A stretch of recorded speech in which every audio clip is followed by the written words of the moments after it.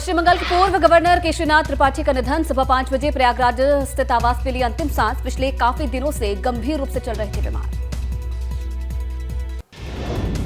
केशरीनाथ त्रिपाठी का आज शाम को 4 बजे होगा अंतिम संस्कार। प्रयागराज के रसूलाबाद घाट पर किया जाएगा अंतिम संस्कार। कई बड़े नेता होंगे शाम। 88 साल के केशरीनाथ त्रिपाठी इलाहाबाद हाईकोर्ट के सीनियर एडवोकेट और संविधान विशेषज्ञ भी थे। यूपी विधानसभा में कई बार स्पीकर रहे केशरीनाथ त्रिपाठी। केशरीनाथ त्रिपाठी ने 2004 में जौनपुर सीट से लोकसभा का चुनाव भी लड़ा था। पश्चिम बंगाल में गवर्नर रहते हुए उनके पास बिहार और त्रिपुरा का भी अतिरिक्त प्रभार था।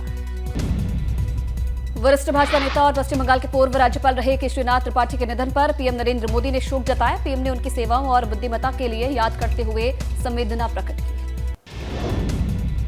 सीएम योगी ने केशरीनाथ त्रिपाठी के निधन पर जताया गहरा शोक। सीएम ने कहा कि उनके निधन से समाज को अपूर्णीय क्षति हुई। बिना कुछ खर्च किए अपने किचन से होम बेकरी बिजनेस करके 40,000 रुपए महीना कमा रही हैं। आपको भी ये करना है तो फ्रीडम ऐप को अभी डाउनलोड कीजिए। डिप्टी सीएम केशव प्रसाद मौर्य ने भी पश्चिम बंगाल के पूर्व राज्यपाल के निधन पर दुख जताया। उनके निधन से प्रदेश को अपूर्णीय क्षति हुई है। उन्हें लंबे समय तक उन्होंने समाज सेवा की है। सीएम योगी और डिप्टी सीएम केशव प्रसाद मौर्य आ सकते हैं प्रयागराज। केशरीनाथ त्रिपाठी को श्रद्धांजलि देने के लिए आ सकते हैं प्रयागराज। दोपहर को 1 बजे उनके आवास पर आ सकते हैं मुख्यमंत्री। केशरीनाथ त्रिपाठी के निधन पर यूपी के भाजपा प्रदेश अध्यक्ष भूपेंद्र चौधरी ने जताया शोक। कहा, आदरणीय पंडित केशरीनाथ त्रिपाठी के निधन से अत्यंत दुखद और हृदय विदारक हूं। सपा नेता शिवपाल सिंह यादव ने केशरीनाथ त्रिपाठी के निधन पर ट्वीट करके दुख जाहिर किया। लिखा कि परिजनों को अपार दुख सहने की शक्ति मिली। यूपी भाजपा को मिल सकता है नया प्रभारी। मकर संक्रांति के बाद बदले जा सकते हैं यूपी भाजपा के प्रभारी। जनवरी के आखिरी या फरवरी के दूसरे हफ्ते में हो सकता है ना। सीएम योगी आज वाराणसी के दौरे पर जाएंगे। टेंट सिटी की तैयारियों का लेंगे जायजा। इसके अलावा बढ़ती सर्दी को देखते हुए सीएम आज वाराणसी में व्यवस्थाओं का भी लेंगे जायजा। उत्तराखंड के पूर्व सीएम त्रिवेंद्र सिंह रावत आज करेंगे प्रेस कॉन्फ्रेंस। सुप्रीम कोर्ट से राहत मिलने के बाद रावत मीडिया से करेंगे बातचीत। सीबीआई जांच से राहत मिलने के बाद कर सकते हैं कई खुलासे।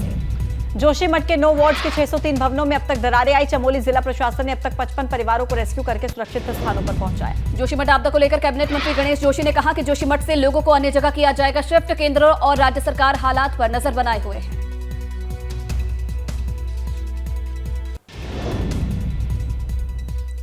जोशीमठ आपदा को देखते हुए सचिवालय में एसडीआरएफ ने कंट्रोल रूम बना लिया है। राज्य सरकार ने जोशीमठ मामले में हालातों पर नजर बनाए रखने के आदेश दिए। जोशीमठ को लेकर तेज हो रही सियासत। पूर्व मुख्यमंत्री हरीश रावत आज आएंगे जोशीमठ। पीड़ित लोगों से भी करेंगे मुलाकात। उत्तरकाशी में 31 वर्षों से मस्ताड़ी गांव में धंस रही जमीन। लोगों के घरों में आई दरारें। लंबे समय से स्थानीय लोग विस्थापन की कर रहे मांग। जोशीमठ आपदा के बाद कर्णप्रयाग के बहुगुणा नगर के आपदा पीड़ितों की सरकार से जगी आस। बहुगुणा नगर के 50 भवनों में जमीन धंसने के कारण आई दरारें। करीब 25 परिवार पूरी तरह से प्रभावित। नोएडा अथॉरिटी की सीईओ रितु माहेश्वरी को 1 महीने जेल की सजा सुनाई गई। एक भूखंड आवंटी और विकास प्राधिकरण के बीच करीब 18 साल से चल रहे मुकदमे में जिला उपभोक्ता फोरम ने आदेश जारी किए। जालौन में शराब माफिया पर बड़ा एक्शन। माफिया वीरेंद्र सिंह की 5 करोड़ 80 लाख रुपए की अवैध संपत्ति कुर्क। गैंगस्टर एक्ट के तहत हुई कार्रवाई। बुलंदशहर के गुलावठी तो कोतवाली क्षेत्र हमीरपुर कुचेसर हाईवे पर ताबड़तोड़ फायरिंग। हमलावरों ने बीडीसी सदस्य के बेटे को मारी गोली। गोली लगने से युवक की हत्या। मरने से पहले मृतक ने हमलावर का लिया नाम। हरदोई में शारदा नहर के किनारे मिला युवती का जला हुआ शव। मौके पर पहुंची हरियाणा पुलिस ने शव को अपने कब्जे में लिया। हरियाणा के शाहपुर बिनौरा और डगराहा गांव के बीच की घटना। आगरा में सिटी बस चालक और परिचालकों की भूख हड़ताल जारी। धरने में पीआरडी कर्मी भी शामिल। ठंड की वजह से कई प्रदर्शनकारियों की तबियत खराब। जेएनएनयूआरएम की सिटी बस सेवा में स्थानांतरण कर रहे हैं विरोध। 5 जनवरी से भूख हड़ताल पर है सिटी बस चालक और कंडक्टर। अमरोहा में आवारा पशुओं से किसान है परेशान। कड़ाके की सर्दी में रात को फसल की कर रहे हैं रखवाली। तालाब के सहारे रात गुजारने को मजबूर हुए किसान। ठंड से कई किसान बीमार। 10वीं और 12वीं बोर्ड परीक्षा के लिए केंद्र तय। यूपी बोर्ड ने बनाए 8,752 परीक्षा केंद्र। 21 जनवरी से हाई स्कूल और इंटरमीडिएट की प्रैक्टिकल परीक्षाएं शुरू।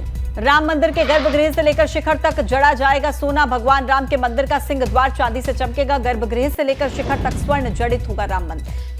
गंगा विलास क्रूज गाजीपुर से वाराणसी रवाना। सभी सैलानी सड़क मार्ग से लॉर्ड कॉर्नवालिस के मकबरे पहुंचे। सैलानियों का हुआ भव्य स्वागत। पुलिस के आला अधिकारी भी मौजूद रहे। कासगंज में कोहरे की वजह से एक कार पेड़ से टकराई। कार सवार 6 लोगों में से 4 की मौके पर मौत। 2 की हालत गंभीर।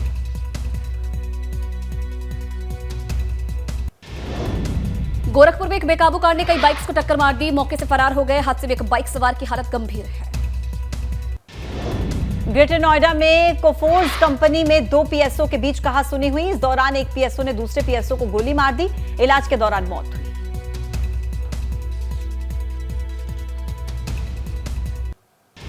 पीलीभीत में घर के भीतर एक डॉक्टर का शव लहूलुहान हालत में मिला। शव को कब्जे में लेकर पुलिस जांच में जुटी है। गोरखपुर पुलिस ने नाम बदलकर अवैध रूप से तैयार किया अस्पताल को सीज कर दिया है और आरोपी संचालक को किया गिरफ्तार। कार्रवाई जारी।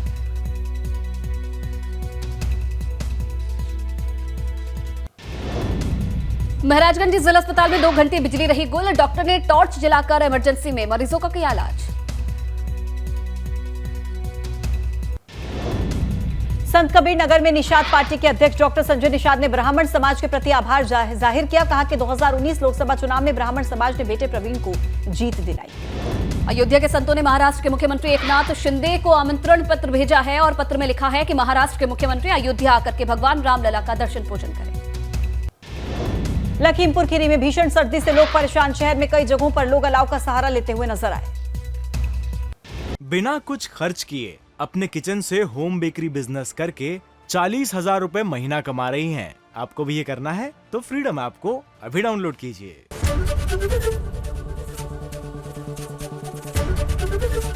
एबीपी गंगा, खबर आपकी, जुबान आपकी।